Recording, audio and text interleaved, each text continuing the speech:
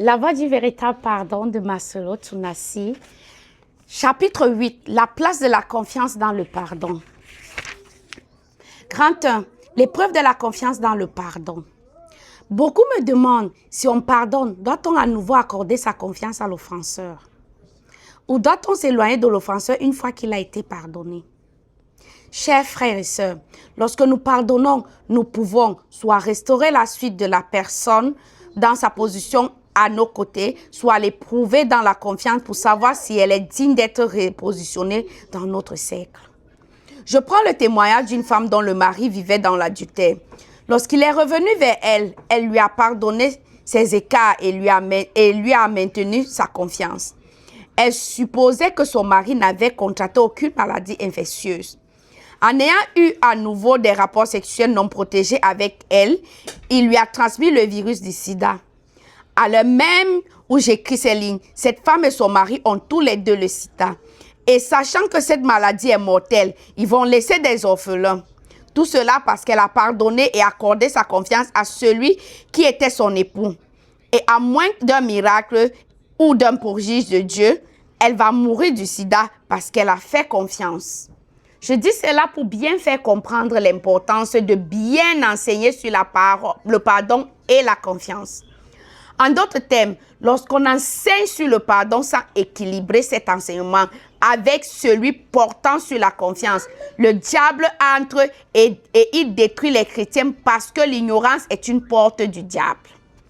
Vous devez savoir que dans le domaine du pardon et de la confiance, il y a 3 niveaux de pardon. Pardonner et ne plus avoir confiance. L'exemple de l'offenseur à qui on pardonne et contre qui on n'a aucune colère ou haine. C'est l'exemple démontrant que la confiance de l'offensé lui sera retirée. Cela veut dire qu'on peut aussi bien pardonner et ne plus accorder sa confiance à la personne à qui ce pardon a été offert.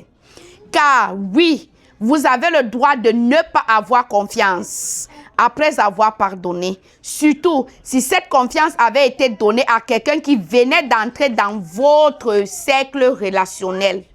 Aussi, chers chrétiens, ne tombez pas dans le piège de beaucoup d'autres qui pensent qu'éprouver quelqu'un avant de lui faire confiance relève de la méchanceté. En ce qui me concerne, si je donne mon amour à tout homme, il n'en est certainement pas de même pour ce qui est de ma confiance. Celui qui la veut sera éprouvé et devra passer par l'école de ma confiance et en payer le prix pour pouvoir l'obtenir. En l'espèce, le pilotage d'un avion de ligne peut-il être confié à un individu dont on n'aura pas vérifié les qualifications? Le problème du chrétien, c'est qu'il mélange le pardon et la confiance, alors que ce sont 2 positionnements différents. Le problème du chrétien, c'est qu'il mélange le pardon et la confiance, alors que ce sont 2 positionnements différents. Le statut du chrétien de l'autre et le fait qu'il fréquente la même église ne doit pas vous conduire à lui donner automatiquement carte blanche dans l'accès de votre vie. L'évangile de Matthieu chapitre 18 de verset 23 nous relate bien l'histoire d'un maître qui a pardonné à son serviteur débiteur, mais qui ne lui a pas renouvelé sa confiance après le pardon accordé.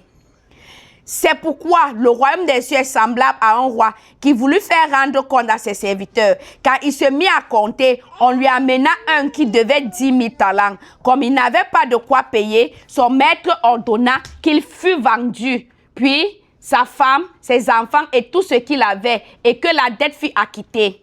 Le serviteur se jeta à terre, se prosterna devant lui et dit: Seigneur, aie patience envers moi et je te payerai tout. Ému de compassion, le maître de ce serviteur le laissa aller et lui remit la dette.